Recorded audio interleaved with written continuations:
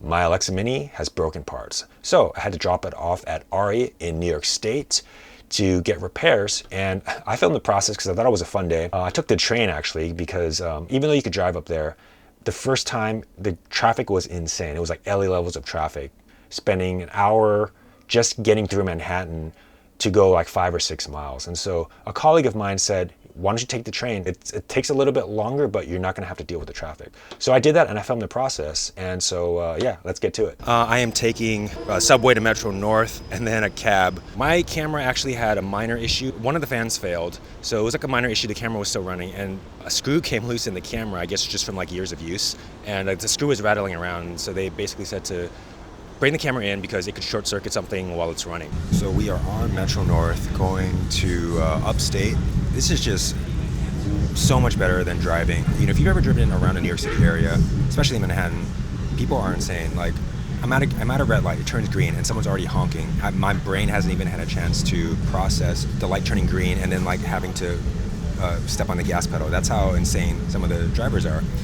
You know, even though this train ride adds probably about, I would say, you know, somewhere between like 30 to 40 minutes for the overall commute, just being able to sit here and just relax is well worth the extra time, I think, and probably save around like somewhere around like $90 from not renting a car and driving up.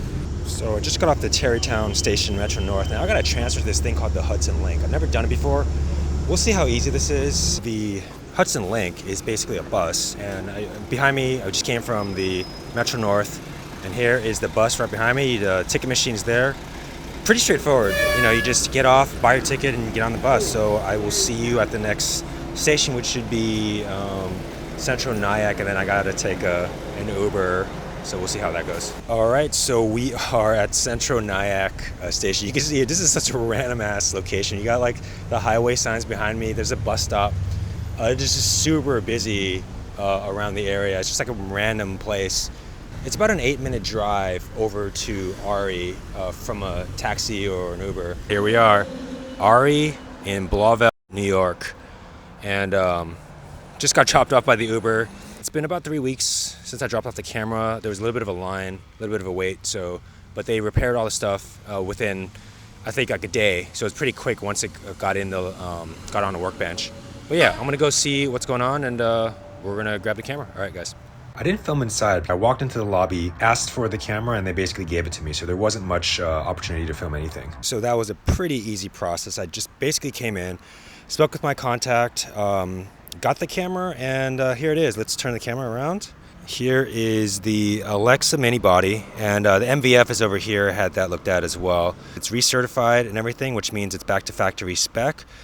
I am traveling with a backpack for today. I am waiting for my Uber and I'm gonna head back to the city, and we'll recap once we're back in the city. All right, we are back in the studio and plugged in the camera, turned it on. Everything seems to be working fine. Just some final thoughts about cinema camera repairs and ownership. This experience really reminded me of a couple of really important things. Number one, have a backup plan. What is a backup plan if your cinema camera goes down? So some of you may not have experienced this, but I've experienced this with a couple of cameras now, not just ARRI, but you know, having to send the camera in for repairs or be without it. What are you going to do? Do you have second camera body as a backup? Do you have a rental plan? Do you have people that you can get cameras from?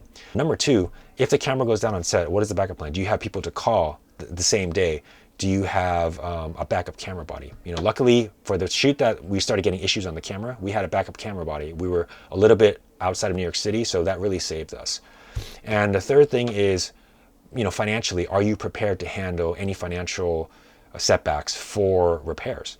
You know, whether it's like a couple $100s, which is like a minor repair, or several $1,000s for a major repair. You know, when you're getting into the territory of more than $20,000 for a camera, like the repairs may not be cheap. So just some things to think about. Any questions, please post them below. Otherwise, I will see you guys in the next video. All right, peace.